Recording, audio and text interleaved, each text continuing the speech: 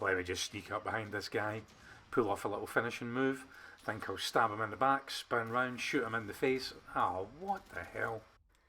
Hey everyone, this is Alchemized Gaming bringing you more Modern Warfare content for 2020, and in today's video we'll take a look at the Modern Warfare 2 Campaign Mode pre-order bundle. You can see the bundle on screen now, so let's jump in and look at just exactly what you get for your money.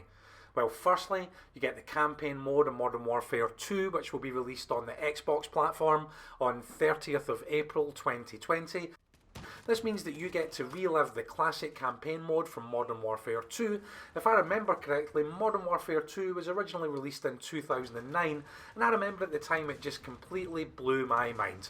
The return to the modern setting, the amazing campaign modes, the intense multiplayer, and okay, we don't have the multiplayer mode here yet, but this remastered campaign mode has improved modelling art, superior graphics, and also utilises new motion capture processes as well, which delivers HDR support, and this means it's going to look beautiful. So I think this promises to be an outstanding release, and the early PS4 reviews are very positive. Next you get the fantastic UDT GHOST Skin. What does UDT stand for?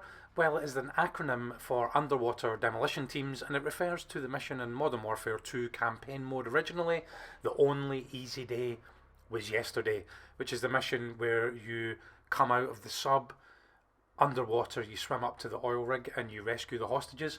Hence the skin is almost kind of Frogman like. It's very cool, and you also get a nice pair of flippers as a charm for your weapons. Very, very nice. So what else? Well, you get two variant weapons, the first being an M4A1 assault rifle called Task Force. It's set up to really balance out all the weapon stats and keep it really, really balanced for firefights. But personally, I found the recoil in heavy firefights to be too challenging, especially when using this particular custom class with no optics. As such, I've made some amendments, and here's my favourite setup.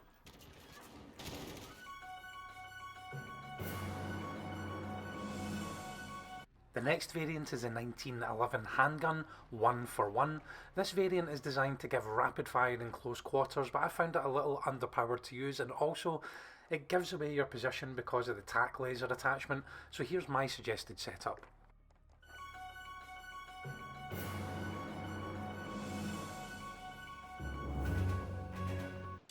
Not only that, you get the finishing move, the belly flop that I showed you earlier in the video, and also a couple of custom player cards and an emblem.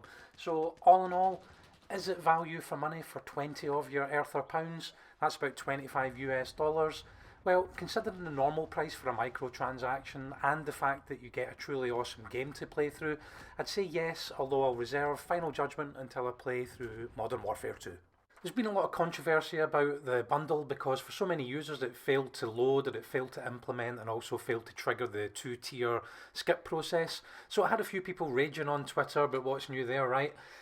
Anyway, everything is fixed now, so I guess people will just have to find something else to moan about. Today I also want to talk about 3 new maps, quite fittingly for Season 3. These are the return of BACKLOT, which is now titled Talsic BACKLOT, which sits as part of a construction project in the Urzikan Desert. This map features close quarter combat and contains 2 main sniper points, together with 2 subspots, and it really comes to life during objective-based gameplay. It's tricky for TDM on this map. It's a little bit flat, I would say. Next there is Ania Excursion, which is based on the Ania Palace map from Ground War. This is a real sweatfest map, and I'd probably recommend taking an anti-clockwise route around to try and flank the opposition. It's got a big palace in the middle, lots of containers and lots of camping and flanking spots around there. The inside of the palace is just an absolute campfest. And last but not least is Hovek Sawmill, which is a new map but with an old school 3-lane approach. There's lots of mid and close range combat with some nice fire effects, and this is a decent if not fully realised map due to the often unused backspace at the graveyard side. Everything gets really, really condensed in the middle, but it's got some really, really nice graphics. It's laid out quite well. There's lots of platforms, lots of flanking opportunities, even though it's mainly based around 3-lane.